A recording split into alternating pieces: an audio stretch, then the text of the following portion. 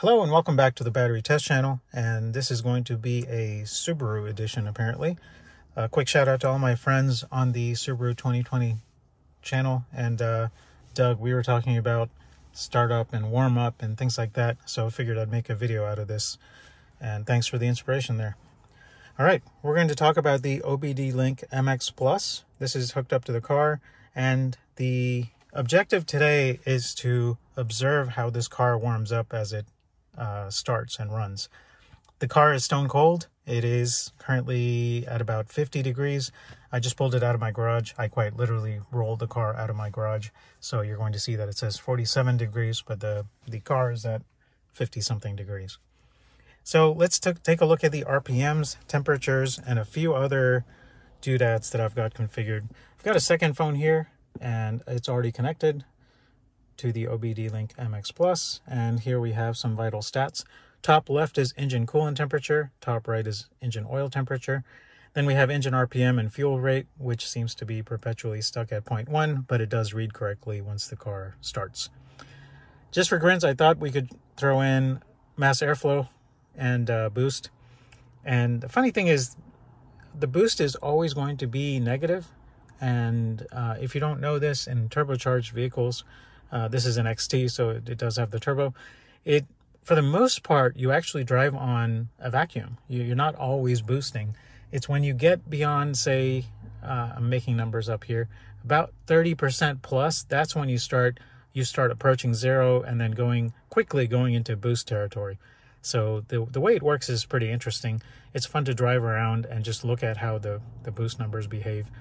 For today, I do have the numbers capped at these figures here. So obviously boost is way higher than 3. It approaches about 1 bar, which is about 14.7-ish PSI. But for today, all I'm doing is idling the car.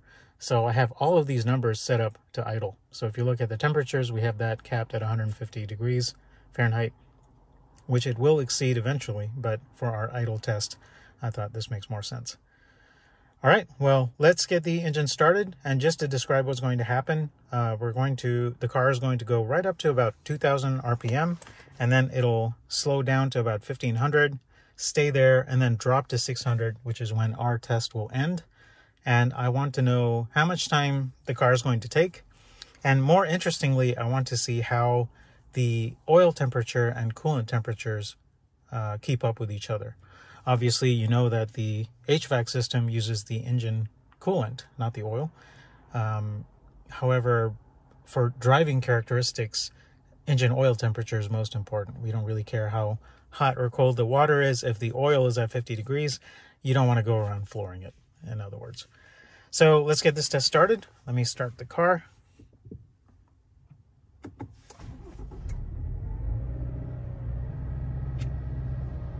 Okay, so we're about 1750 RPM-ish. And let's take a look at what this says. All right, engine oil is at 55. And I've noticed that the oil temperature on the car doesn't really show till you hit about close to 100 degrees. So here we see that we're up 10 degrees on the engine coolant temperature. Oil's going up just a little bit now. So we're idling at about 1,800 RPM, and down at, if you look at the boost, you'll notice that we're at a 5 PSI vacuum, and when you're idling warm, it actually drops quite a bit to about, I want to say 11 PSI vacuum. Unfortunately, it looks like I've placed the negative sign right over the green line, so you're not seeing the negative, but it will change eventually.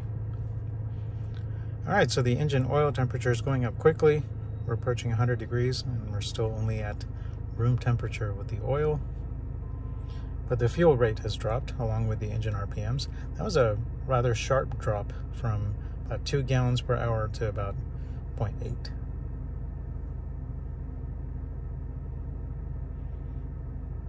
Let's see, we're about 1 minute in. The engine's not warmed up yet.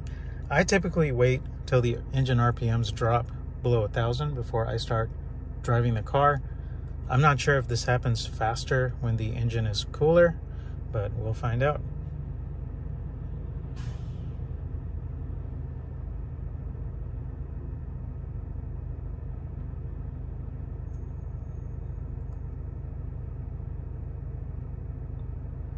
Darn, I forgot to close my garage door. I don't have a garage full of exhaust smoke.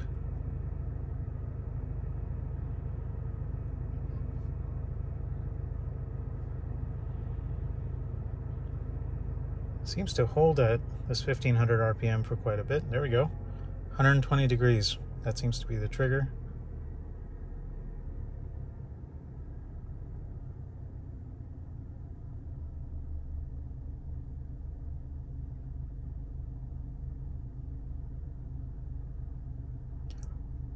And I can confirm that the fuel rate at 0.5 pounds per minute, that seems to be where it holds at idle when it's just idling at warmed up temperatures.